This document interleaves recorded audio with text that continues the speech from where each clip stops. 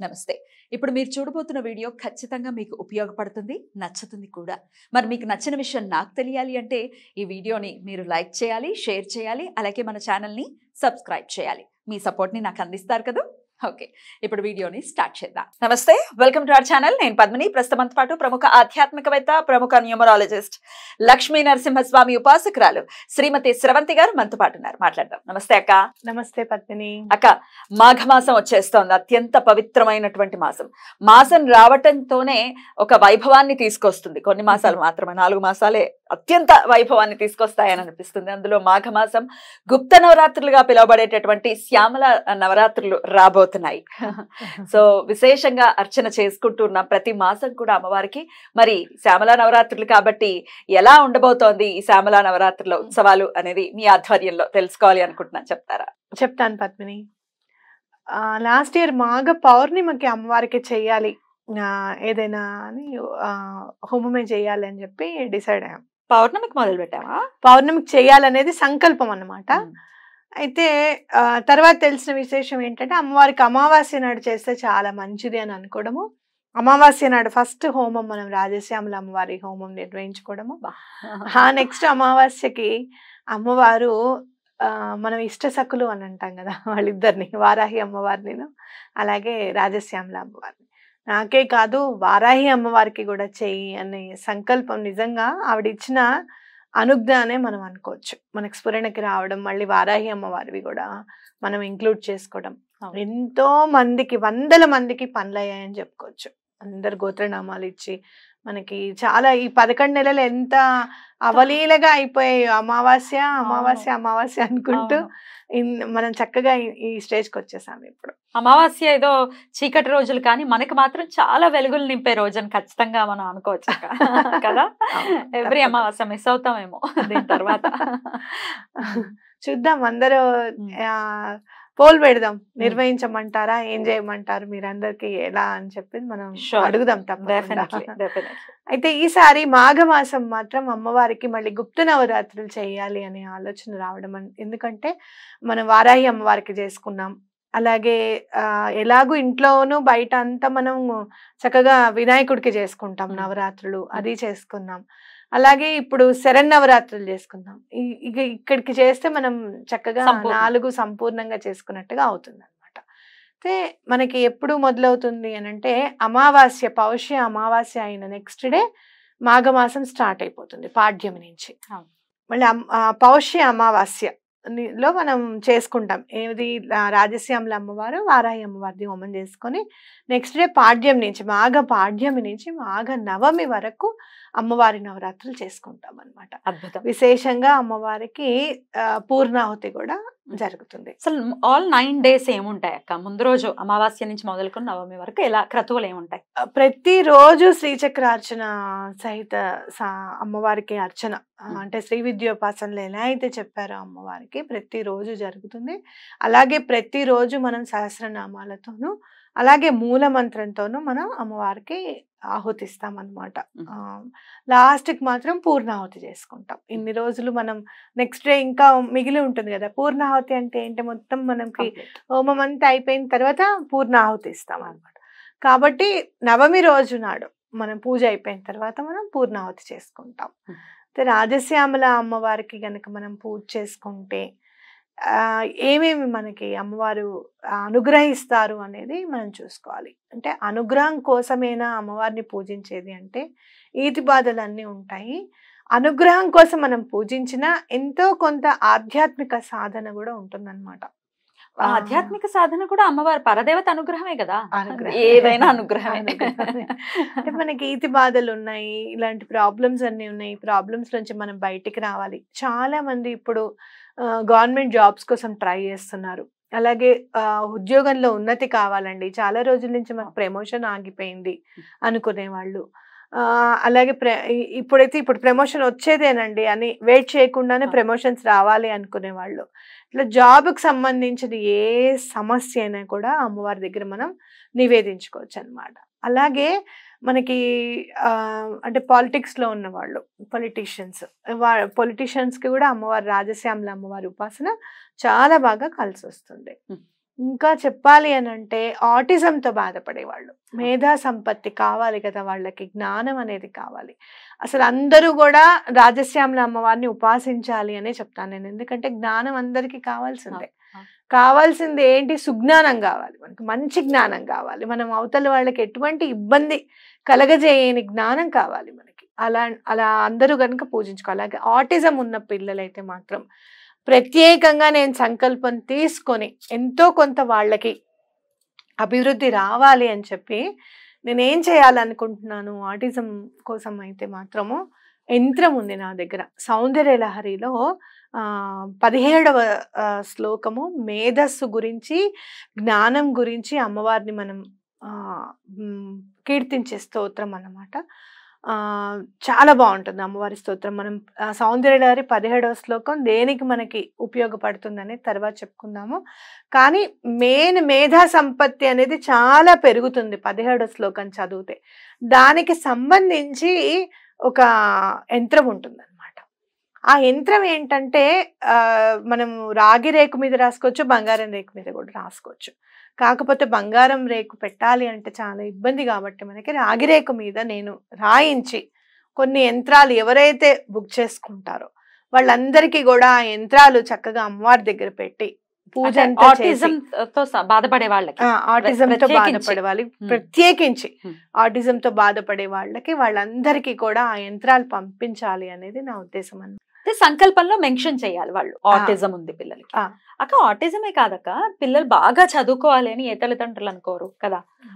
పిల్లలు చదవట్లేదు, వ్యసనాల బారిన పడ్డారు, లేకపోతే ఇది అసలే ఎగ్జామ్ సీజన్ ఇది కదా, ఇంకా అన్ని ఎగ్జామ్స్ వరుసగా స్టార్ట్ అవుతాయి, కాంపిటేటివ్ ఎగ్జామ్స్ రాస్తారు. వీళ్ళందరూ కూడా శ్యామలా నవరాత్రిలో భాగస్వాములు అవ్వచ్చా? తప్పకుండా అవ్వచ్చు. వాళ్ళు ఒకవేళ ఎగ్జామ్ లో మా చదువు మీద కాన్సన్ట్రేషన్ ఉండడానికి అని చెప్పి మాకు యంత్రం చేసి ఇవ్వండి అంటే ముందుగానే చెప్తే నేను వాళ్ళకి అది చేసి నేను పూజలో పెట్టి పంపిస్తాను.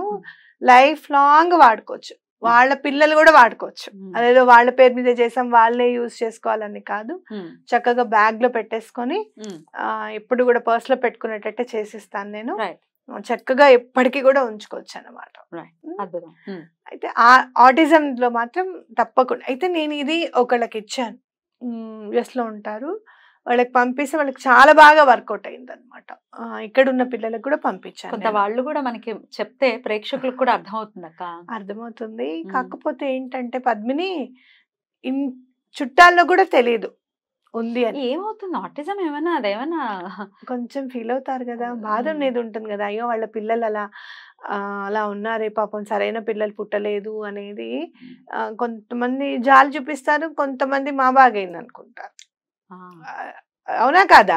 ఎవరి ప్రాబ్లమ్స్ వాళ్ళవి.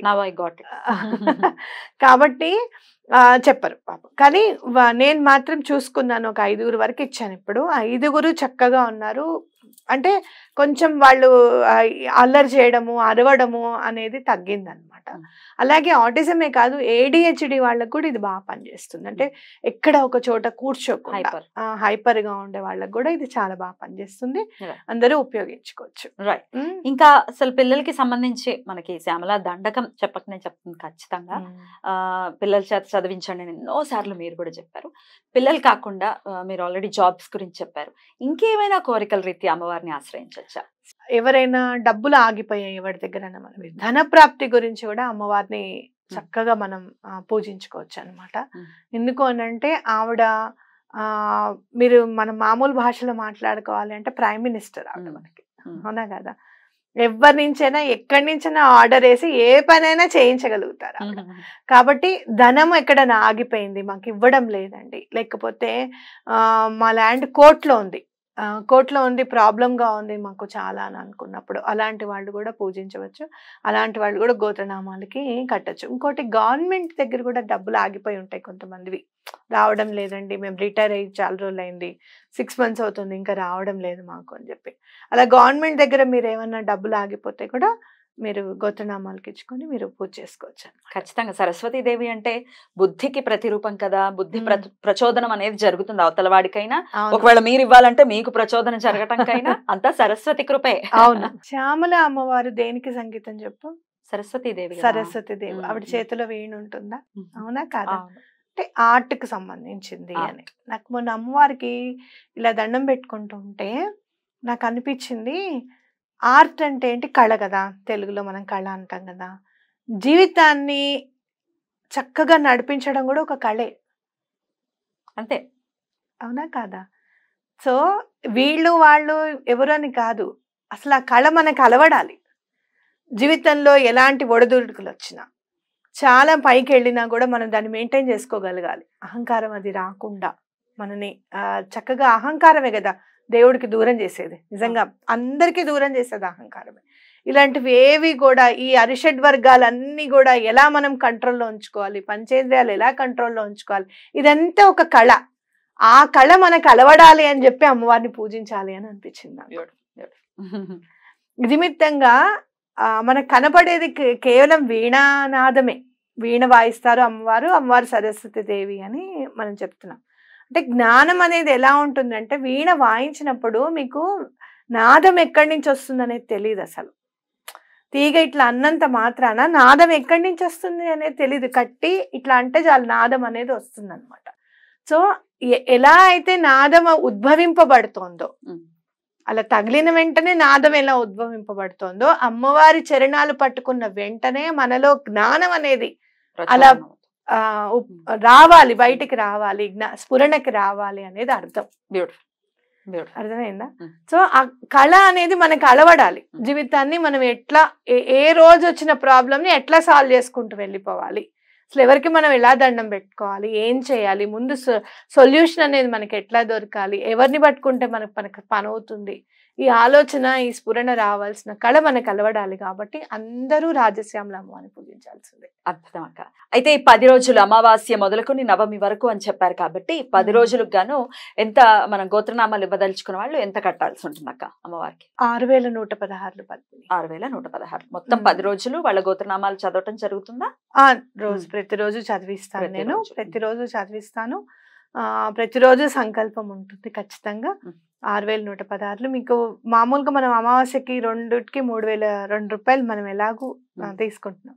పైన ఈ మిగతా 9 రోజులకి కేవలం మనం 3000 రూపాయలు చేంజ్ మాత్రమే మనం తీసుకుంటున్నాం. కాబట్టి 6116 పే చేస్తే ముందు పౌష్య అమావాస్య దగ్గర నుంచి మళ్ళీ మాఘ నవమి వరకు పూజ జరుగుతుంది, కంటిన్యూస్ గా జరుగుతుంది. మరి గోత్రనామాలకి ఇవ్వదలుచుకున్న వాళ్ళు కింద స్క్రోల్ అవుతున్న నంబర్కి మీ ఇంటిల్లిపాది పేర్లు, మీ గోత్రము, మీ సంకల్పము క్లుప్తంగా రాయండి. ఒక్కొక్కళ్ళు సంకల్పాలు మొత్తం కోరిక చాలా పెద్దగా రాస్తున్నారు. అంత పెద్దగా రాస్తే చదివేటటువంటి సమయం ఉండదు. క్లుప్తంగా రాయండి. ఆరోగ్యమా, పిల్లల చదువా, ఆటిజమా, అలా రాస్తే సరిపోతుంది, అర్థం చేసుకుంటారు. అలాగే మీ address, pin code, phone number, మీ పేరు అన్నీ క్లియర్గా మెన్షన్ చేయండి. వాట్సాప్లో పంపించండి. గూగుల్ పే కానీ ఫోన్ పే కానీ మీరు చేయొచ్చు అదే నంబర్కి. చేసిన తర్వాత ఒక స్క్రీన్ షాట్ కూడా పెట్టండి. బ్యూటిఫుల్ అక్క. అలాగే ప్రసాదం ఏమొస్తుంది అని అడుగుతారు, ఏం పంపించబోతున్నారు? ఈసారి కూడా నేను చీరే పంపిద్దాం అనుకుంటున్నాను పద్మిని. ఎందుకంటే అమ్మవారి అనుగ్రహం మనకి ఎల్లప్పుడూ ఉండాలి అని చెప్తే, చీర అయితే చక్కగా మనం పూజ చేసుకునేటప్పుడు, మరలా ఎప్పుడైనా రాజశ్యామల అమ్మవారికి ఇంట్లో అయినా మీరు పూజ చేసుకునేటప్పుడైనా కూడా కట్టుకొని చక్కగా పూజ చేసుకోవచ్చు. కాబట్టి చీరలో ఉన్న ఆనందం ఇంకోటి లేదు. అమ్మవారికి సమర్పించుకున్నాము అని అంటే, మనం ఎన్ని గోత్రనామాలు వస్తే అన్ని చీరలు అమ్మవారికి సమర్పించుకుంటున్నాం కదా చక్కగా. కాబట్టి అమ్మవారి అనుగ్రహం కూడా అందరి మీద ఉండాలి. అలాగే ఎప్పటికీ కూడా ప్రసాదం అనేది అలా ఉండిపోతుంది కదా, కొన్ని ఏళ్ళు ఉండిపోతుంది. కాబట్టి చీరే పంపిద్దాము అని నేను అనుకుంటున్నాను. Beautiful, definitely. చాలా చాలా అద్భుతమైనటువంటి రోజులు రాబోతున్నాయి కాబట్టి ప్రతి ఒక్కరూ కూడా ఈ మాఘ నవరాత్రులను అందరూ వినియోగించుకుని, అలాగే ఈ నవరాత్రులకి గోత్రనామాలు ఇచ్చుకున్న వాళ్ళు ఎట్లాంటి నియమాలు పాటించాల్సి ఉంటుంది, లేకపోతే ఏటి సూతకంలో ఉన్న వాళ్ళు గోత్రనామాలు ఇవ్వచ్చా అని కాల్స్ చేస్తారు కదా, దాని గురించి కూడా ఒకసారి చెప్పండి. ఏటి సూతకంలో ఉన్న వాళ్ళు మాత్రం ఇవ్వడానికి లేదు పద్మిని. ఎందుకంటే మనం వైభవంగా అమ్మవారికి వేడుకగా చేసుకునే పూజ కాబట్టి మనం తీసుకో. ఎందుకంటే సంవత్సరం అంతా వాళ్ళకే కేటాయించబడి ఉంటుంది పితృదేవతలు కాబట్టి మనం తీసుకోం. అలాగే నియమాలు ఏం పాటించాలి అని అంటే, కొంచెం శాకాహారమే తిని ఉండడం అనేది చాలా ఇంపార్టెంట్. లేదండి మా పిల్లలు ఉండరు అని అంటే గనక మీరు వండకండి, అట్లీస్ట్ మీరు వండకుండా ఉండండి. అలాంటి పరిస్థితులు కూడా లేవు అని అనుకున్నప్పుడు ఇంకా మీ ఇష్టం, వండిన తర్వాత మీరు తలంటి పోసుకొని మళ్ళీ పూజలో కూర్చుంటారా ఏంటి అనేది మీ ఇష్టం. అది చెయ్యొచ్చు అని నేను చెప్పను. ఓకే, ఇది కాబట్టి ఇవి నియమాలు. చక్కగా ప్రతిరోజు శ్యామల దండకం వినండి, చదువుకోండి. చదవడం వస్తే చక్కగా చదువుకోండి, లేకపోతే అట్లీస్ట్ వినండి, చాలా మార్పు ఉంటుంది. అద్భుతంగా కార్యక్రమం దిగ్విజయం అవ్వాలి అమ్మవారి కృపతో అని మనస్ఫూర్తిగా కోరుకుంటూ థ్యాంక్ యూ సో మచ్ అక్క. నమస్తే.